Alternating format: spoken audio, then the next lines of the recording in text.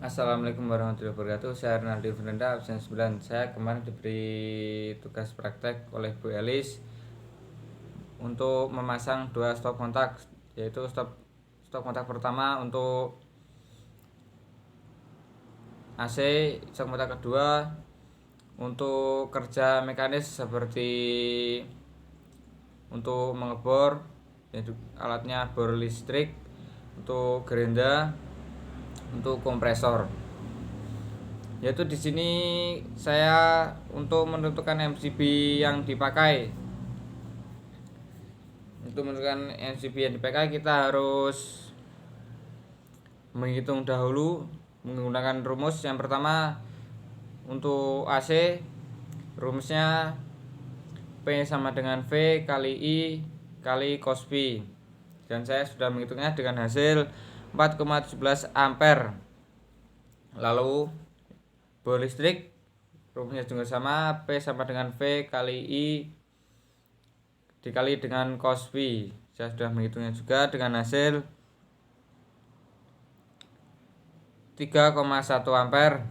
Lalu gerinda rumusnya juga sama, P sama dengan V kali I kali cos V dengan hasil 3,4 ampere.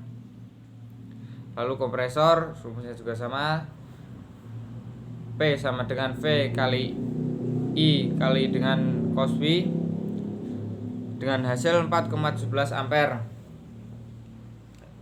Saya kemarin mengerjakan 4 bilik. Jadi kita pertama itu satu biliknya dahulu. Satu biliknya itu kan ada AC, kompresor, bor, dan gerinda. Mari kita jumlahkan. Yang pertama AC 4,17 ampere, kompresor 4,17 ampere. Yang ini bor sama gerinda itu tidak mungkin penggunanya menggunakan bersamaan. Jadi kita hitung saja salah satunya. Contoh kita hitung arus dari gerinda. Arus dari gerinda 3,4 ampere. Mari kita jumlahkan saja. 4,11 ampere tambah 4,17 ampere dan ditambah dengan 3,4 ampere dan hasilnya adalah 11,74 ampere. Dan itu yang saya katakan tadi, saya mengerjakan 4 bilik. Jadi tinggal dikalikan 4 saja. 11,74 ampere dikalikan dengan 4 hasilnya 46,96 ampere. Jadi MCB yang saya gunakan seharusnya 50 ampere. Lalu pertanyaan yang kedua, syarat standar perakitan panel. Yang pertama, BHP harus ditata dan dipasang rapi dan teratur, itu harus pasti. Lalu penyambungan saluran masuk dan keluar harus menggunakan terminal. Aturan warna kabel yaitu merah, kuning, hitam, itu untuk 3 fasa, yaitu merah untuk R, kuning untuk S, T untuk hitam. Lalu biru untuk netral, hijau kuning untuk pentanahan, itu menurut standar buil. Lalu menempatkan komponen pada rel omega. Lalu pemasangan dengan tinggi 1,5 meter dari lantai, itu karena untuk menjaga-jaga atau antisipasi untuk anak kecil. Karena anak kecil tangannya suka usil, jadi ditaruhnya agak ketinggian agar tidak dipencet-pencet atau dengan untuk anak kecil. Lalu bagian pintu panel itu berisi pilot lamp, push button,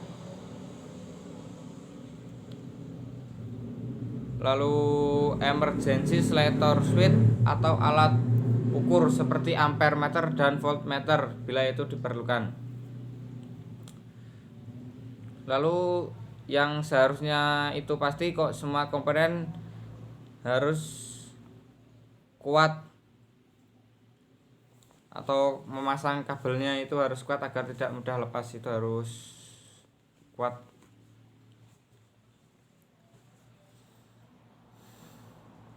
Lalu pertanyaannya yang ketiga, prosedur tata laksana kerja.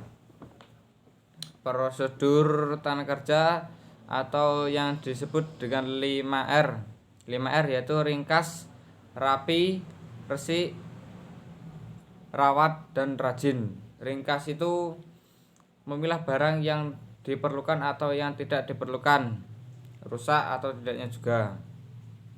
Lalu rapi, menata atau mengurutkan barang atau komponen pada tempatnya agar kita memudahkan saat kita memerlukan, tidak perlu mencari-carinya juga. Bersih, membersihkan. Lalu resik, membersihkan atau memperbaiki tempat kerja. Sebenarnya sebelum melakukan pekerjaan kita harus membersihkan, dan sesudahnya kita harus membersihkan pekerjaan agar saat kita melaksanakan pekerjaan itu kita akan nyaman dalam melaksanakan pekerjaan tersebut. Lalu rawat, kita harus merawat prosedur pekerjaan agar ya kita tidak mudah bergonta-ganti alat atau semacamnya begitu. Lalu rajin, mendisiplinkan diri.